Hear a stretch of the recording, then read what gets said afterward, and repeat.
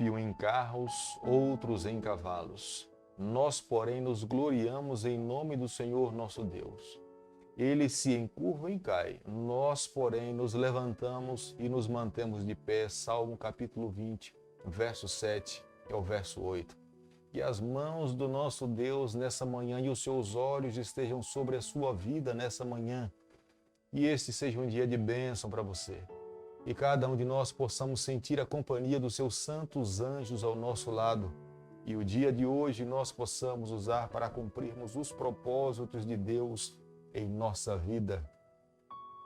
O salmista Davi, no Salmo capítulo 20, verso 7 e verso 8, fala: uns confiam em carros, outros em cavalos, outros podem confiar em médicos, outros podem confiar no seu dinheiro, outros podem confiar em aviões, mas nós confiamos no Senhor nosso Deus.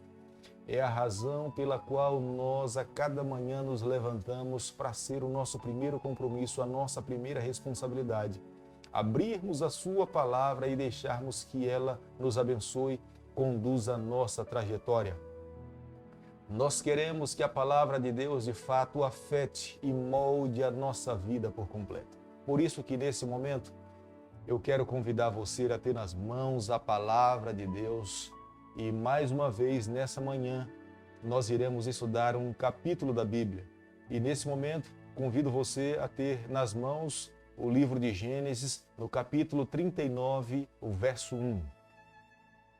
José foi levado ao Egito e Potifar, o oficial de Faraó, comandante da guarda, egípcio, comprou dos ismaelitas que o tinham levado para lá.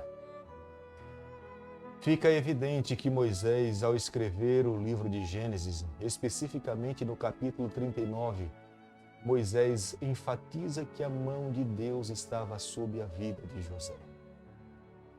Embora saibamos, o autor do livro de Gênesis já deixa muito claro, os seus irmãos o venderam para os ismaelitas. Os ismaelitas venderam para a casa de Potifar, um comandante da guarda real, que era egípcio, ele o comprou e ele estava agora ali servindo como escravo da casa de Potifar. Mas a mão de Deus estava sobre José. José sabia perfeitamente que os homens poderiam manchar o seu nome, a sua reputação, mas nunca poderiam manchar o seu caráter. E fica claro e evidente aqui na palavra de Deus nessa manhã que a bênção abraâmica, a bênção de Deus estava sob a vida de José.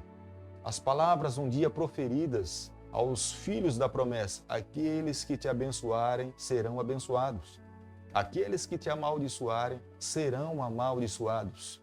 Não se demorou muito tempo para que Potifar conseguisse compreender e ver claramente com os seus olhos que aonde José pisava, onde José colocava as suas mãos, Deus o abençoava. E a casa de José e os trabalhos de José se tornaram prósperos. Potifar admitiu que ele deveria governar toda a sua casa.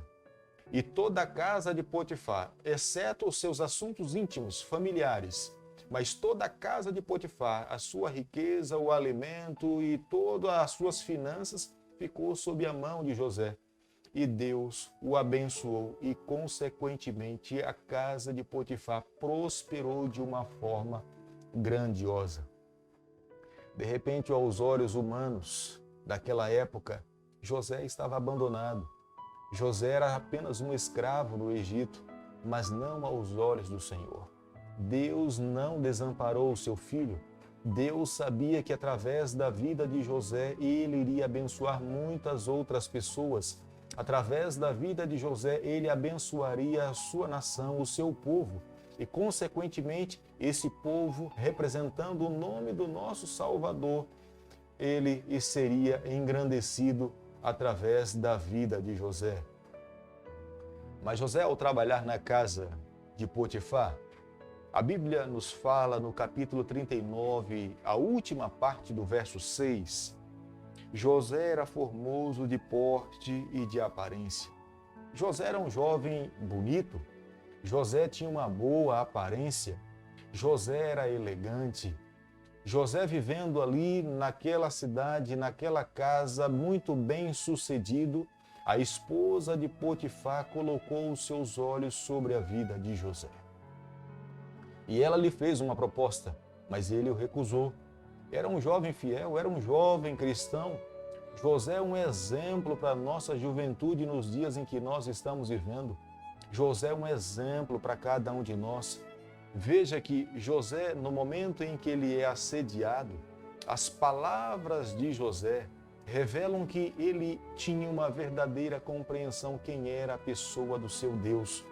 José não estava preocupado com a igreja, José não tinha preocupação com o pastor, José não estava preocupado com o sacerdote, mas José tinha apenas uma única preocupação.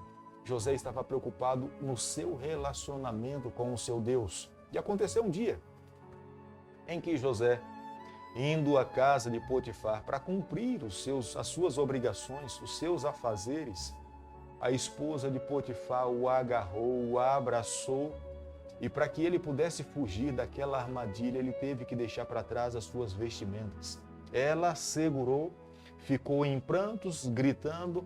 Quando seu esposo chegou, ela falou para ele que José lhe assediou, lhe agarrou, e é por isso que José saiu correndo e deixou as suas roupas para trás. Potifar ficou tremendamente irado. Mas José manteve a sua integridade. José se manteve como um jovem fiel. José viveu como de fato Jesus espera que cada jovem no século 21 possa viver. José não violou a sua consciência. José sabia que Deus estava com os seus olhos voltados para a sua vida. Ele sabia perfeitamente pelo qual o propósito que Deus tinha lhe criado. E ao viver dessa forma, José não desonrou o nome do Senhor. Pelo contrário, José glorificou o nome do Senhor. E as mãos de Deus, a bênção do Senhor, estava sobre a sua vida. Antes do que usufruir dos prazeres dessa terra, José sabia que a bênção de Deus era muito mais preciosa para a sua vida. Antes de viver os regalos dessa terra, José sabia que agradar ao Senhor era a sua primeira responsabilidade, o seu primeiro compromisso. E José deixa um legado para cada um de nós que vivemos nos dias atuais, agradarmos ao Senhor e cumprirmos os seus princípios. Mas após esse episódio, após esse momento, Potifar lança José na prisão. E José, vivendo ali, foi parar de fato no calabouço. José estava preso entre os presos de Faraó. E lá, entre os prisioneiros do Egito, José escolheu também fiel. Creio que seria aquele momento que José poderia agora falar: nossa, eu sou amaldiçoado. Esse Deus não existe. Esse Deus não tem os seus olhos sobre a minha vida. Primeiramente, ele permitiu que eu fosse vendido pelos meus irmãos. Estive num poço, estou aqui agora como escravo e fui enganado. Falsamente me acusam de um erro que eu não cometi. Será se esse Deus não tem os seus olhos voltados para essa terra para ver a minha integridade? E agora na prisão, ele poderia amaldiçoar o seu Deus, a sua fé, a sua família, a sua crença e viver do jeito que ele achasse que deveria viver. Mas não. José se propõe a viver uma vida de fidelidade. A prova é clara que o governante da cadeia, da prisão, olhando para a integridade de José, colocou José com a responsabilidade de cuidar de todos os outros presos. Acredito que até a chave da prisão estava nas mãos de José. A sua integridade lhe impossibilitava de fugir da prisão, porque era um jovem íntegro, um jovem sincero, um jovem fiel a Deus. Meus amigos, aqui nessa manhã fica um legado de fidelidade para cada um de nós. Eu não sei quais momentos difíceis você possa estar passando na sua vida. Eu não sei se pensamentos ruins ou negativos já passaram pela tua mente. Pensamentos que acredito que por algum momento poderiam ter passado na mente de José. Bom, esse Deus não tem os seus olhos voltados para mim. As janelas dos céus estão fechadas para mim. Ele não me abençoa. Eu não vejo as bênçãos de Deus cair sobre a minha vida. O que é que de fato eu fiz de errado? Eu creio que ele poderia ter se perguntado. Eu não sei se você também tem se indagado da mesma forma como de repente José poderia ter feito. Mas creia, José se manteve fiel ao Senhor. José sabia que os homens poderiam manchar o seu nome, mas não o seu caráter. E o resultado nós veremos nos capítulos seguintes, que a mão de Deus, já no capítulo 39 nós vemos que a mão de Deus estava sobre a vida de José. No capítulo 39, o verso 23, e nenhum cuidado tinha o carcereiro de todas as coisas que estavam nas mãos de José, porquanto o Senhor era com ele, e tudo o que ele fazia, o Senhor prosperava. Tenho certeza que nessa manhã o que nós temos que fazer é colocar a nossa vida nas mãos do Senhor, porque o Senhor de fato irá fazer com que a nossa vida seja uma vida próspera, que Ele afete a nossa vida, que Ele molde o nosso caráter, que nos ajude a cada dia a sermos fiéis como José um dia foi, para que um dia também, quando nas nuvens do céu o Senhor se manifestar, eu e você, nós possamos receber a graça, a alegria e nos encontrarmos com o nosso Salvador e viver com Ele por toda a eternidade. Querido Pai, muito obrigado pela Tua bênção sobre a nossa vida. Fazemos parte também da família do povo de Israel. Nós queremos a cada dia amar a Tua palavra. Fica conosco no decorrer desse dia, nos toma nas Tuas mãos, é o nosso pedido e a nossa oração e nós fazemos em nome de Jesus. Que o Senhor te abençoe e te guarde, que Ele faça resplandecer o seu rosto sobre você, que Ele tenha misericórdia de você, que sobre você, nessa manhã, Ele levante o seu rosto e conceda a sua paz, em nome de Jesus.